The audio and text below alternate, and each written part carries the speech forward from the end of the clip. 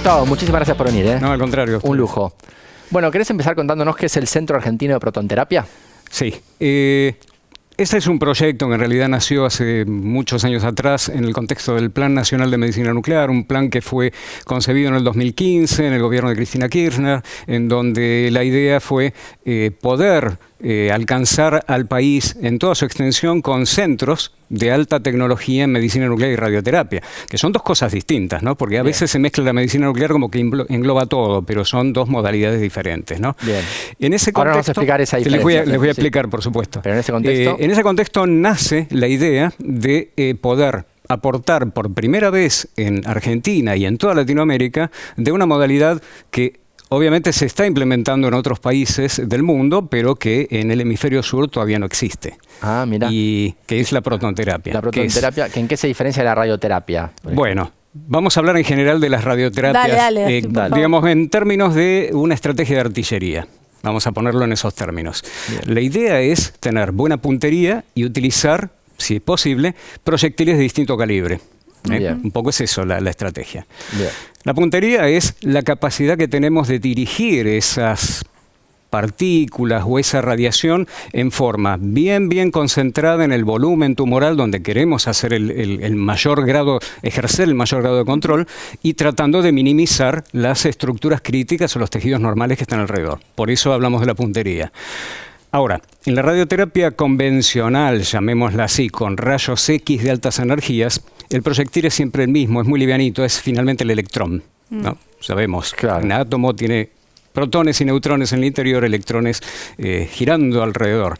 Ahora, esos electrones, a ver, son como balines, por decirlo de alguna manera. Claro. Yo tengo que tirar muchísimos para poder crear un daño específico en la célula tumoral. Los electrones son mucho más chiquitos que los protones. Exactamente. La masa de los protones es casi 2000 veces mayor que la de los electrones.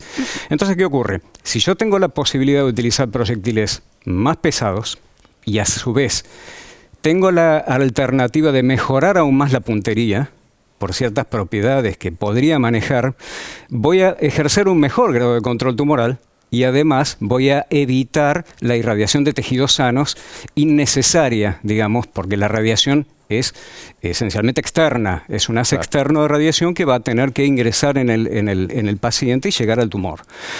Los rayos X de altas energías sabemos que no son electrones, son rayos X. Pero ¿qué pasa? Cuando entran en tejido me ponen en movimiento los electrones que son los que causan el daño. Acá yo vengo con protones ya desde el vamos. O sea, mi máquina genera protones de altas energías, velocidades cercanas a la de la luz, 2/3 de la velocidad de la luz.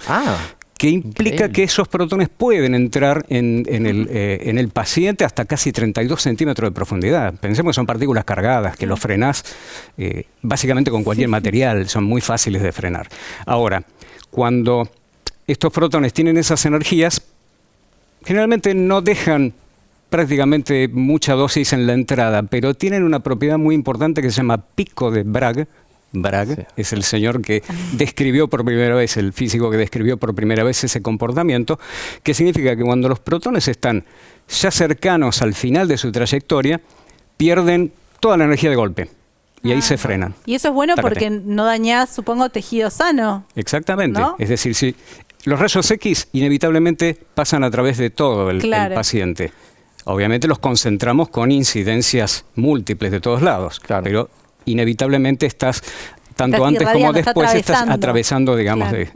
Por eso, si vos tenés partículas cargadas más pesadas, podés recurrir a esta propiedad física que es que se frenan en un determinado lugar y a partir de ahí no hay dosis. Es impresionante, o sea, realmente uno puede, en cualquier parte del cuerpo del paciente, puede como localizar que la mayor cantidad de energía esté en ese punto y no ni más atrás ni más adelante, en ese punto. Exactamente. De manera de decir, bueno, acá tengo el lugar en donde yo quiero controlar la enfermedad. Al ladito hay una estructura crítica que quiero proteger. No importa, tengo la puntería necesaria para que entonces yo pueda hacer lo que tenga que hacer en ese lugar y evitar el daño, que obviamente es inevitable, en las estructuras críticas. ¿Y por qué se habla de que es especialmente útil para pacientes pediátricos? Bueno, como toda forma de radiación, siempre hay un efecto adverso, que por supuesto es conocido, es controlado, es, digamos, seguido por el médico que luego, digamos, está con el paciente. Pero inevitablemente esos efectos adversos en poblaciones tan jóvenes como los pacientes pediátricos pueden llevar a que, como están en desarrollo, como están, digamos, en una etapa de crecimiento, tenga un deterioro en, digamos, tanto cognitivo como físico, que no sea lo mejor que le puede pasar. Por supuesto, es una cuestión de costo-beneficio, es decir, tenés que controlar la enfermedad, eso es fundamental. Ahora, si vos a su vez tenés una herramienta para minimizar o para reducir mucho más esos efectos adversos y tener el mismo grado de control, entonces estás haciendo una diferencia terapéutica importante. Volviendo a la pregunta inicial, te pregunté sobre el Centro Argentino de Protonterapia. La idea es que todos...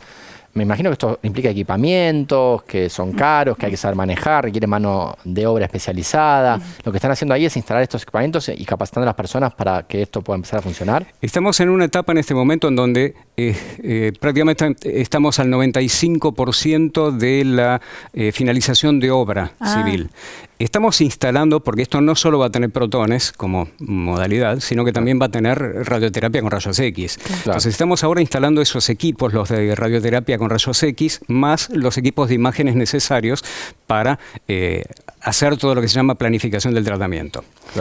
Y va a llevar mucho tiempo, van a llevar aproximadamente unos 18 meses hasta tener, digamos, el último protón en el último lugar que decimos, bueno, listo, ya sabemos lo que tenemos. Porque hay que calibrarlo, hay que ponerlo a punto, o sea, no es solo traer la máquina. Exactamente. Las máquinas ya están acá en Argentina, eso es lo bueno. Nosotros tenemos el ciclotrón, que es la máquina productora de los protones, que para que se den una idea pesa 220 toneladas.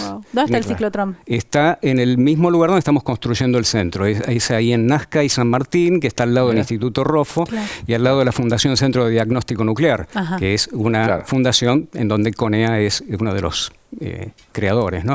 Claro. ¿Y se hace este tipo de terapias en otras partes del mundo? Sí, hay aproximadamente unos 120 centros, todos en el hemisferio norte. O sea, que va a ser el primero de Latinoamérica. ¿Cómo? Va a ser el primero de Latinoamérica. Va a ser el primero de Latinoamérica. En este momento es el primero que está en construcción con su complejidad en el hemisferio sur.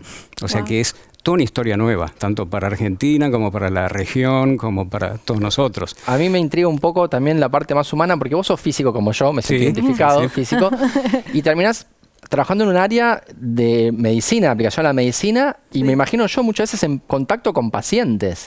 Entonces, ¿cómo fue esa transición del físico que estudiamos? Los haces de neutrones. Sí, tal cual. A nosotros nos gusta mucho un autor llamado Oliver Sacks, no sé si lo conoces, un neurólogo que cuando le diagnostican cáncer y le queda poco tiempo de vida antes de morir, dice, volví a la física, mi primera pasión, un mundo en el que no hay vida, pero tampoco hay muerte. Entonces, para no pensar en la muerte, volvió a su fascinación por la física. Y entonces vos saliste de un mundo en el que no hay vida, pero tampoco hay muerte, y te fuiste a un mundo donde la muerte es una presencia muy cercana, ¿no? ¿Y cómo es esa transición? Por eso yo siempre pongo de relieve esa historia que tuvimos nosotros desde chiquitos allá en CENEA con el proyecto BNCT, ¿no? Porque nosotros partimos de la fórmula del pizarrón. Qué lindo, bárbaro, hacemos una fórmula, vemos la reacción, esta, aquella. Hemos, digamos, con otros colegas, no sé, armados los códigos de cálculo para hacer la planificación de tratamiento. Yo me acuerdo que estábamos con una colega mía programando eso, y decíamos, bueno, a ver, pongamos una variable dentro del código que se llame Sara, que es el nombre de mi colega, o Gustavo, que es Gustavo igual 0, así, cosas así. El día que tuvimos que usar ese código para hacer el cálculo para un paciente, bueno, ahí se nos...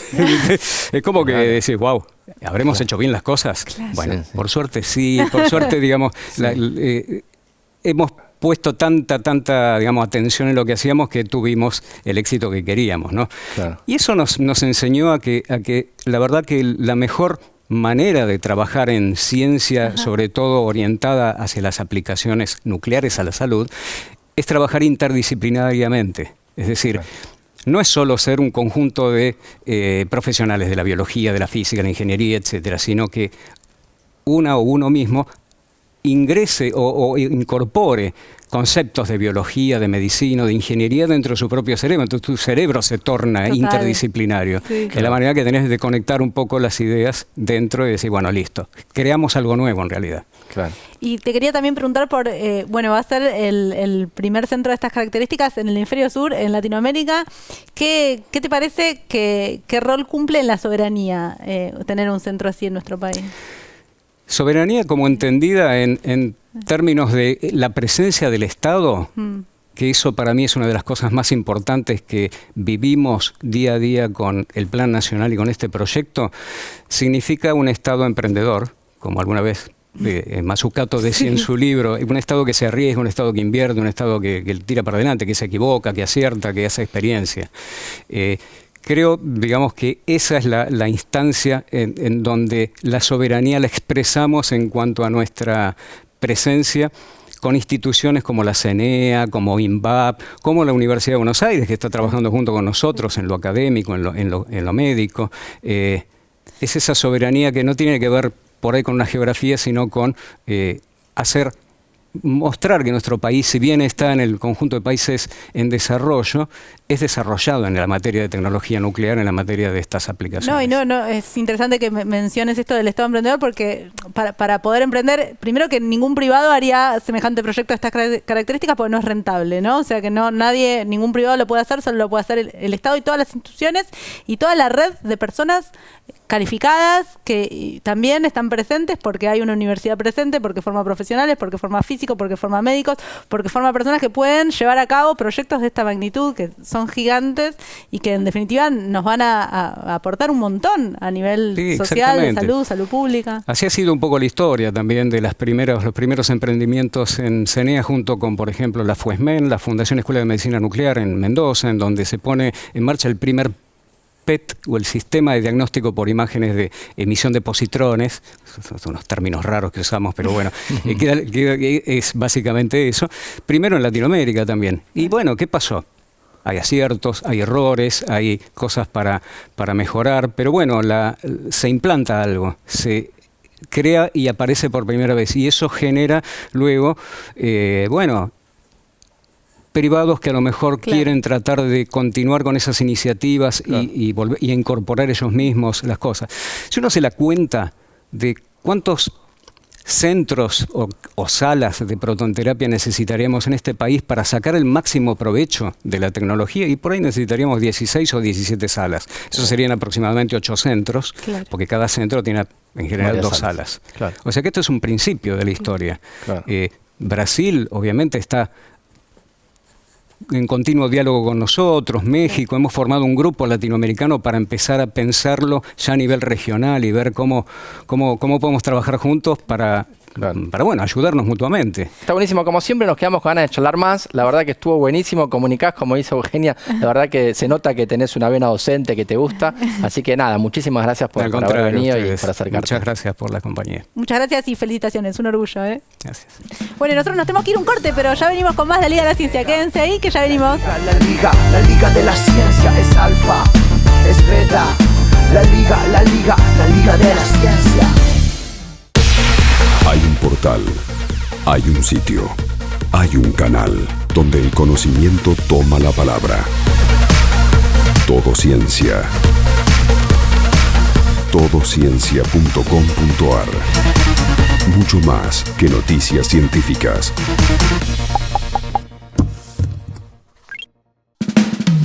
Es nano, es mega, la Liga de la Ciencia es alfa, es beta, la Liga de la Ciencia.